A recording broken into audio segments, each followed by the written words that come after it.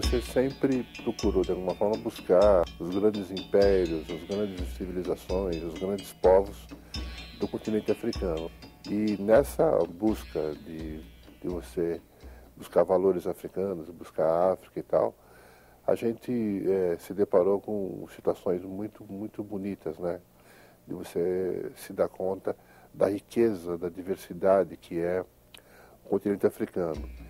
E, em especial, né, o Egito, né? Que o Egito é um país africano e que normalmente as pessoas não colocam o norte da África como se fosse a África. Heródoto, o pai da história, descreveu os egípcios como negros de cabelos lanudos. Eram eles os responsáveis por grande parte do legado creditado à cultura grega, das artes e da literatura, à filosofia, medicina e matemática, sem esquecer a invenção da escrita, por eles atribuída ao deus Tote. A influência egípcia é assinalada pelos próprios gregos, seja com seu reconhecimento explícito, seja pelo interesse que sempre manifestaram em atravessar o Mediterrâneo para estudar no Egito. Abdias foi uma das pessoas que resgataram a cultura brasileira, tendo por base a matriz africana, trazendo à luz a contribuição africana na formação cultural brasileira.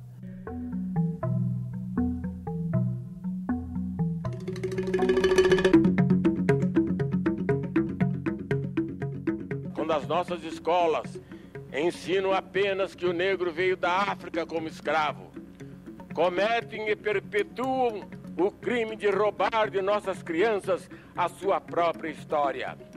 Pois a história da África é o retrato do povo que durante 4/5 da existência do Brasil constituiu mais de 2/3 de sua população e que ainda hoje compõe uma maioria minorizada.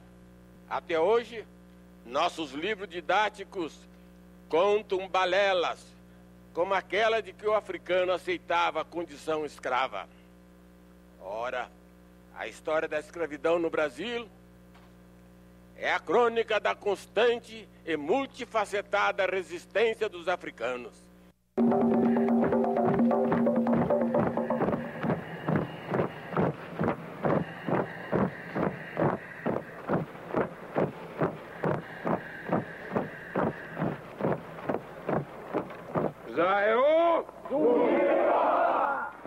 Tivemos malês, tivemos a balaiada do Maranhão, cujo grande líder foi o Negro Cosme, e o Negro Cosme chegou a criar escolas. Nós tivemos a revolta dos alfaiates, nós tivemos o quilombo do Ambrósio em Minas Gerais. Grandes focos de resistência, naquele caso, à escravidão, e, modernamente, os movimentos negros. Eu poderia citar, no caso da Bahia, por exemplo, o Olodum Ileaê, que, por intermédio da expressão corporal, por intermédio da música, não é? Por intermédio de escolas, por intermédio de oficinas, contribuem para a elevação da autoestima de negros e negras.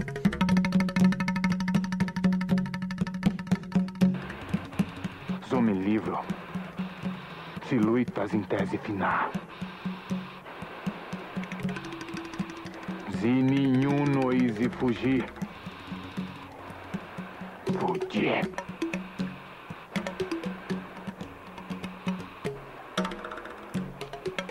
Não teres e fugida, não. Não teres e fugida, não.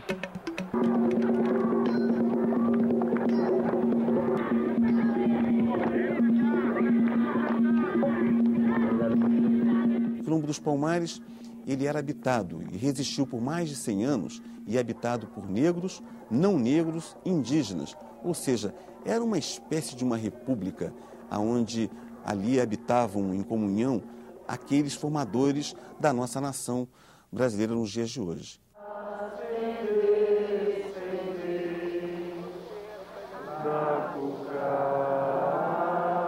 Palmares durou mais de um século resistindo à repressão das forças militares e praticando uma agricultura mais sofisticada que as fazendas da região, cujos proprietários desafiavam as leis da colônia para trocar armas por seus produtos agrícolas.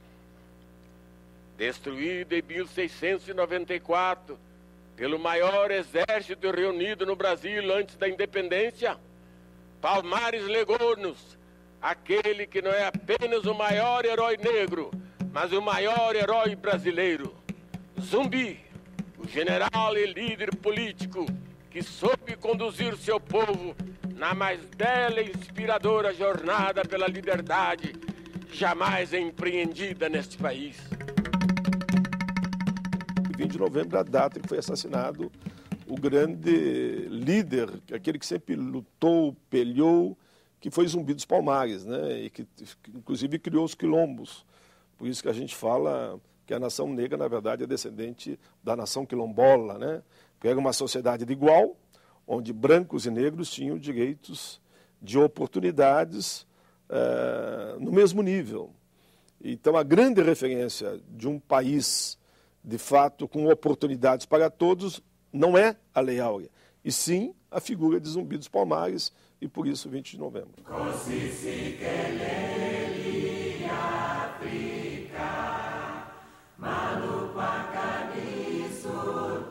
Há quilombos em todo o Brasil. Os quilombolas hoje estão despertados para os direitos que possuem. E não é só o direito à terra, mas também a luz para todos, a água, né, os implementos e os insumos para a agricultura e a garantia de que não serão mais importunados por aqueles que invadem as suas terras.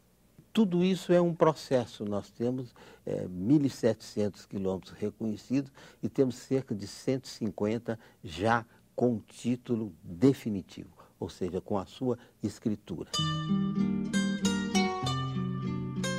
Em 68, ele vai aos Estados Unidos para uma visita de intercâmbio e lá está em dezembro, quando o regime emite o ato institucional número 5, né, o AI-5, e fecha o regime. E aí o Abdias, que era alvo de vários inquéritos policiais militares, não podia voltar ao Brasil. E fica durante um tempo no exílio nos Estados Unidos. Alô, senhoras e senhores, aqui fala o seu correspondente em Washington, hoje diretamente da Universidade de Wesleyan, no estado de Connecticut, na cidade de Middletown. Nós aqui viemos para entrevistar uma conhecida figura das artes no Brasil. Viemos conversar com Abdias do Nascimento, homem de teatro, pintor, autor de vários livros e agora professor nesta universidade.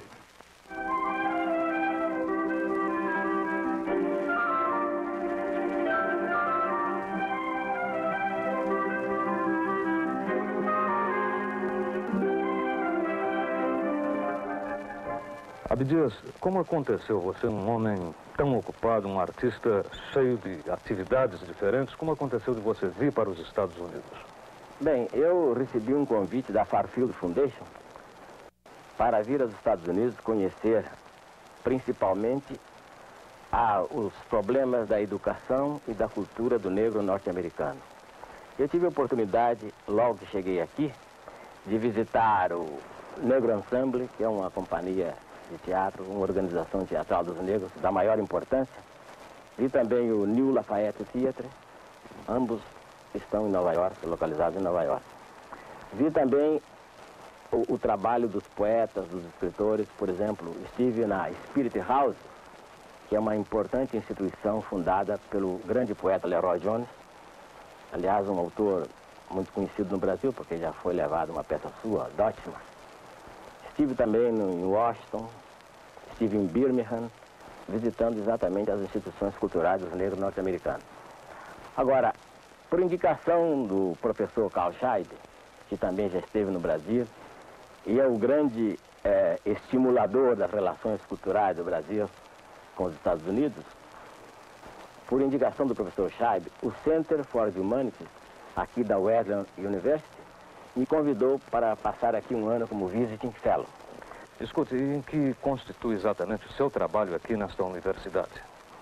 Basicamente, o meu trabalho aqui é tomar parte num seminário que é o seminário do ano escolar do Center for the Humanities. O seminário está baseado no tema The Humanity in Revolt. E você leciona também em português, não? Há um grande interesse aqui nos Estados Unidos, não somente pela língua portuguesa, como também em outros aspectos da cultura brasileira. Aqui na Wesleyan, 4 estudantes que falam português se interessaram pela cultura brasileira e me solicitaram aquilo que eles chamam de uma tutoria, que é um outro tipo de professor aqui no Brasil, eu creio que não está ainda muito difundido.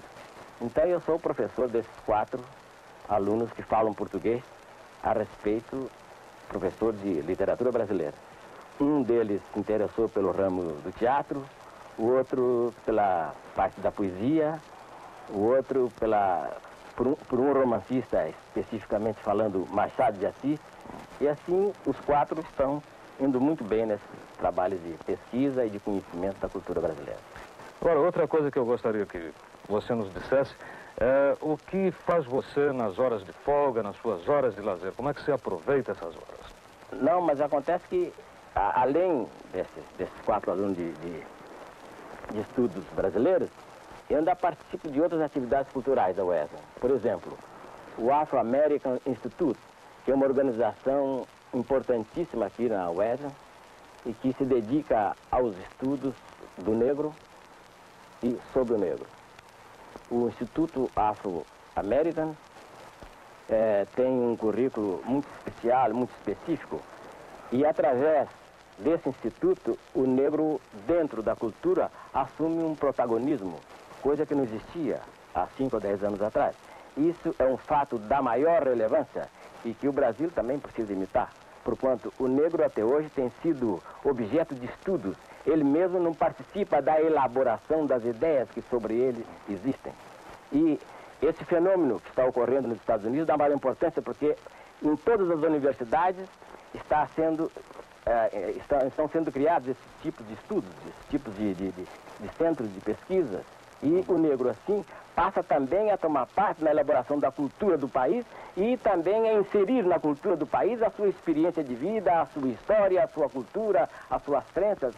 Isso é importante para que o negro não continue marginalizado, sendo apenas um objeto e não um protagonista da sua própria história. Ele vai desenvolver a sua atuação política no sentido mais amplo, no sentido internacional, no contexto internacional do panafricanismo, que é os movimentos negros de vários países, inclusive ligados com a luta pela libertação das colônias, ainda colônias, né, africanas, que estão buscando sua independência, e os movimentos de libertação, e vai levar ao palco internacional do pensamento e da atuação política africana a denúncia da discriminação racial no Brasil. Nesse período, ele desenvolve tanto a sua própria pintura, que em 68 também, um dos poetas da Santa Irmandade, o Efraim, diz para ele: ô Abdias, você está aí nesse projeto de arte negra e tudo, mas cadê você? Por que você não faz sua própria criação artística? E o Abdias começou a pintar antes de ir para os Estados Unidos, mas lá nos Estados Unidos é onde ele vai desenvolver essa sua atuação artística, pintura, e expõe em várias universidades, centros culturais e museus. E levei aqueles desenhos que eu tinha feito, aqueles quadros que eu tinha feito, assim, embrulhados aqui debaixo do braço, e fui embora pro exílio. E lá, em Nova York, eu mostrei, fizeram questão lá, os amigos e coisas, de fazer uma pequena exposição dele lá numa pequena galeria do Harlem. Enquanto isso, eu continuei lá em Nova York, aquela experiência de pintar. E aí eu comecei a sentir mais segurança, mais força, minha capacidade de mexer com os materiais, com o óleo, com o acrílico, foi aumentando, etc. E eu fui, assim, sem querer, me tornando um pintor. Eu sem saber, nunca ter tido nenhuma competência pictórica, acabei pintando tanto quadro. É porque alguma coisa me ajudava. E eu acredito firmemente que eu pintava os orixás porque eles me inspiravam e me ajudavam.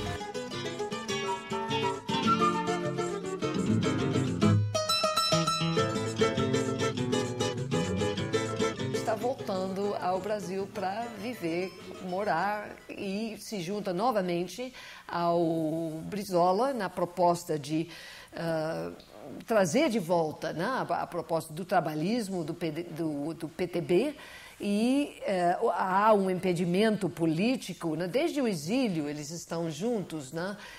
Articulando a força política que seria o novo Partido Trabalhista Brasileiro, e que vira com o tempo o PDT, Partido Democrático Trabalhista. E aí o Abdias propõe desde o exílio, e o partido define como a sua quarta prioridade programática nacional a questão das populações negras e a necessidade de se superar a discriminação racial.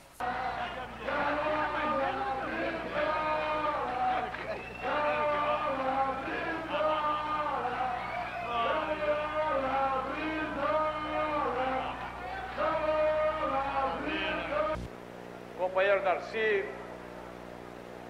candidatos do nosso partido, do Movimento Negro, candidatos dos partidos aliados, também do Movimento Negro, meu querido e inconfundível Abdias do Nascimento. Vocês sabem o quanto eu me sinto feliz aqui. Eu me sinto profundamente à vontade quando eu os vejo lutar pela emancipação e pela igualdade do povo negro em nosso país. Eu cumpri essa trajetória e vocês me ajudaram muito, principalmente o companheiro Abdias, naquelas horas tristes e intermináveis do exílio, a compreender toda essa tragédia de injustiça e de desigualdade, de exploração e também de discriminação. Vivo hoje a honra, o conforto de poder proclamar que foi o nosso partido, a nossa corrente política, que, ao se reorganizar em nosso país, já na fase final do regime militar, levantou com uma força que ainda não conhecia o nosso país, assumiu na sua totalidade a causa dos nossos irmãos negros. Queremos saber por quê, de onde vem, como é que se mantém ainda essa atitude discriminatória. Quando dizem, pega o ladrão, logo a polícia corre atrás do negro e deixa o branco que roubou inteiramente a sua vontade. Abdias é, em muitos sentidos, um pioneiro do movimento negro contemporâneo. Quando nós nos aproximamos da biografia dele, vamos constatar que já nos anos 40, ele colocava para a sociedade brasileira questões que só muito mais tarde, nos anos 70, o movimento negro conseguiu retomar com a centralidade que essas questões mereciam. E assim as lutas começaram a tomar corpo através do Clarim da Alvorada, lá de São Paulo, através da Frente Negra na década dos 30 em São Paulo, através do Congresso Afro-Campineiro de 1938, através depois, mais tarde, do Teatro Experimental do Negro no Rio de Janeiro, que também exerceu um papel, era uma trincheira de luta do movimento negro, né? E ali houve vários eventos, várias realizações importantes, como o Comitê Democrático Afro-Brasileiro, a Convenção Nacional do Negro, que se reuniu em 45 em São Paulo, onde pela primeira vez se advogou a definição do racismo como crime de lesa pátria e também as políticas públicas de amparo à população afro-brasileira. Foi ali que se advogou, por exemplo, as cotas para o ensino e para o trabalho. É muito importante nesse sentido, não só esse trabalho que o Abdias realizou durante esses anos 40, 50 e até os anos 60, porque foi isso que criou as condições políticas para que, a partir dos anos 70, no contexto mesmo de luta contra a ditadura no Brasil, pudesse emergir o movimento negro contemporâneo, tal como nós o conhecemos hoje, que é um movimento que se organiza politicamente, tendo como agenda principal e uma agenda explícita o combate ao racismo e aos seus efeitos na vida das pessoas no Brasil. A marcha do Movimento Negro celebra a memória de Zumbi dos Palmares, percorrendo a esplanada dos ministérios em direção à Praça dos Três Poderes, em Brasília. É mais uma demonstração de força do movimento negro na luta pela igualdade de direitos e oportunidades.